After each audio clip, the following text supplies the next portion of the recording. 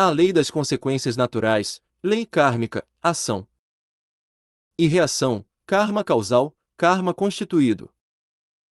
Causas das dores, doenças e sofrimentos. 39. Ilhó de fé, sigamos avante em nossos estudos. No capítulo anterior, embora seu título anunciasse os planos de evolução do ser espiritual, entramos propositadamente, e quase que o capítulo todo, no tema que cita as causas e efeitos do rompimento do karma causal. Como dizíamos no capítulo anterior, não fomos tabular, e também entendemos como planos de evolução não somente os locais de habitação de nossa realidade no tempo e espaço. Citamos que o ser espiritual pode evoluir numa via independente de energia-massa, naquilo que já definimos como reino virginal ou cosmo espiritual. Também, fazendo uso de seu livre-arbítrio, pode evoluir nas imensas regiões onde a matéria ou energia-massa, em seus diversos graus de densidade, já interpenetrou, naquilo que também já definimos como universo astral ou reino natural. Neste presente capítulo, ao falarmos da lei das consequências ou destinação natural, também os filhos sentirão que haverá profundo encadeamento com o tema planos de evolução do ser espiritual. Assim, deixemos bem claro ao filho de fé, ao leitor estudioso, que em nossos capítulos temos a liberdade de entrar em vários temas que estão encadeados, não ficando estanques em prejuízo ao raciocínio básico central. Outro sim, a cronologia, ou tempo de apresentação dos temas, como vimos, nem sempre é seguida, tudo visando a um melhor entendimento e assimilação destes estudos pelos diversos filhos de fé. Esperamos ter deixado claro que não queremos solução de continuidade em nossos estudos, sendo portanto comum não ficarmos estáticos em nossos capítulos. Afinal, o livro é um todo, e somente para facilidade de manuseio e estudo é que resolvemos dividi-lo em capítulos, os quais mais uma vez afirmamos não serem estanques.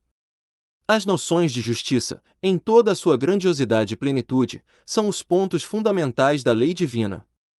Essa lei divina se expressa sob a forma de leis regulativas, visando educar e aprimorar os seres espirituais, fazendo-os ascender aos planos mais elevados da vida espiritual. Essa lei é chamada de lei das consequências ou da destinação natural. Muitos filhos de fé, ainda ligados à vestimenta física, citam-na como lei kármica. A palavra karma tem sua origem, praticamente, na primeira língua falada pelos seres humanos, o Abanyenga. No Abanyenga, tínhamos o vocábulo karama. O fonema kaya, em sentido hierático, significa vida, rama, também em sentido hierático, significa fluxo e refluxo ou ação. Assim, temos, na íntegra, a tradução como vida em ação ou ação da vida. É claro que essas ações na vida geram suas reações, e entramos no ciclo incessante dos fluxos e refluxos da lei para nós mesmos, criado em virtude de termos leis que viessem fiscalizar e orientar nossas ações, em qualquer plano de manifestação do ser espiritual. Mais recentemente, por corruptela do termo, vamos encontrá-lo nas margens do Ganges, através dos Brahmanes e sua língua sagrada, o sânscrito, como karma, onde também lhe emprestam o significado de ação.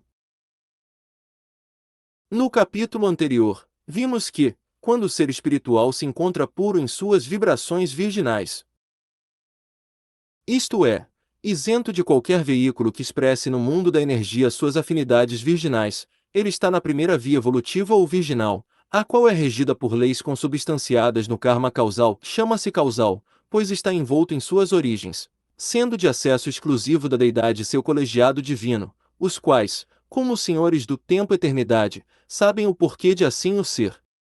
Também entendemos, no 41. F.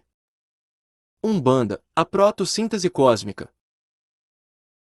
Capítulo anterior, que no cosmo espiritual ou reino virginal, onde o ser espiritual evoluía segundo o karma causal, a não aceitação dessa via, ou rompimento desse karma, fez com que as hierarquias virginais adaptassem leis e diretrizes regulativas para essa nova situação, que era a do reino natural, surgindo assim o karma constituído.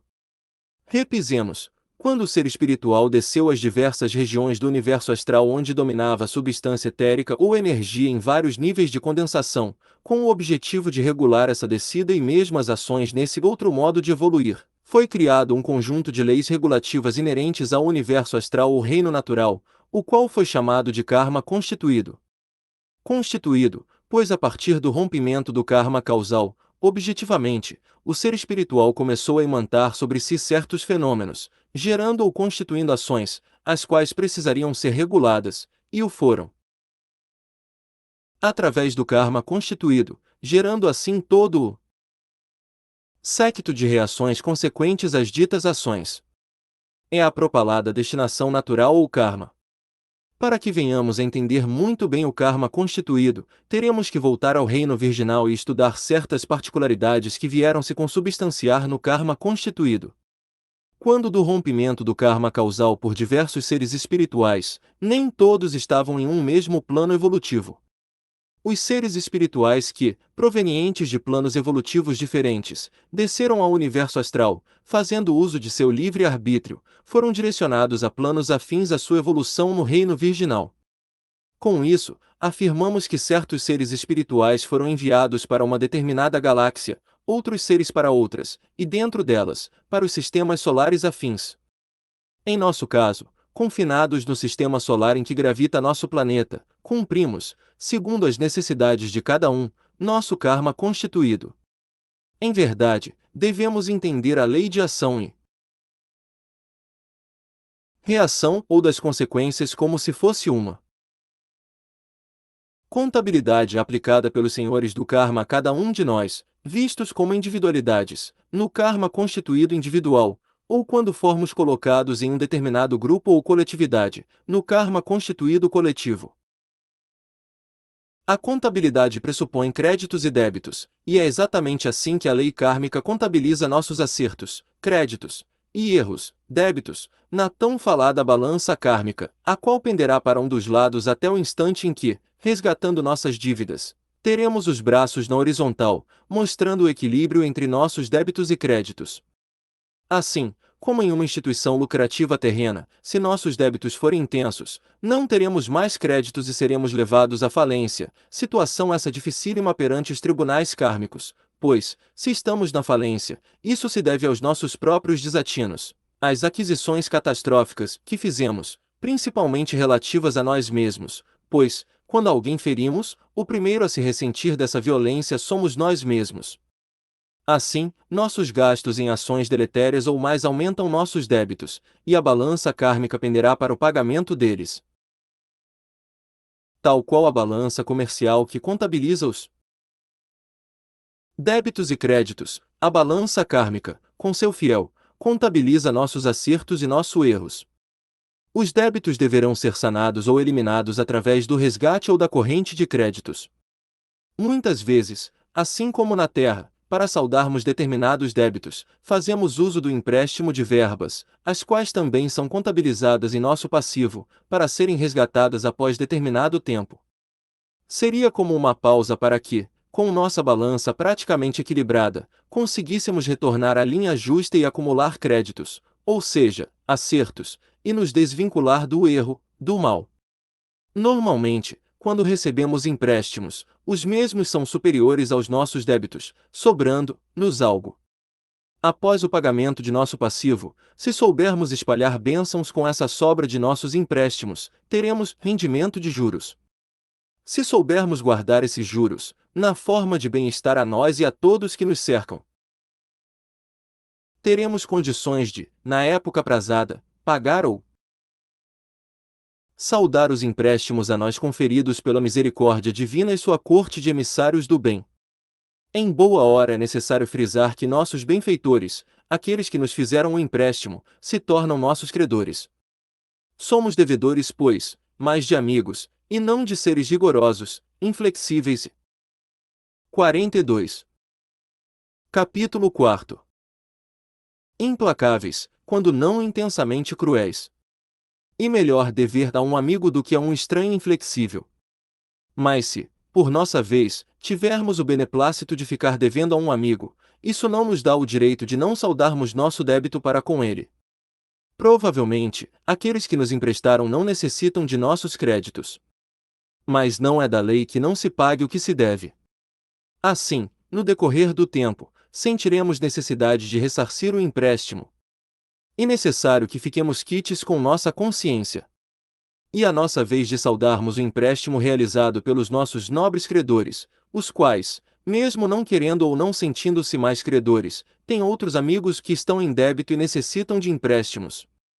É a grande família espiritual, que, mesmo eleada ainda no mal, no próprio mal encontra oportunidades benditas de ir de encontro ao infinito bem, que a todos, indistintamente, mais cedo ou mais tarde, aguarda serenamente.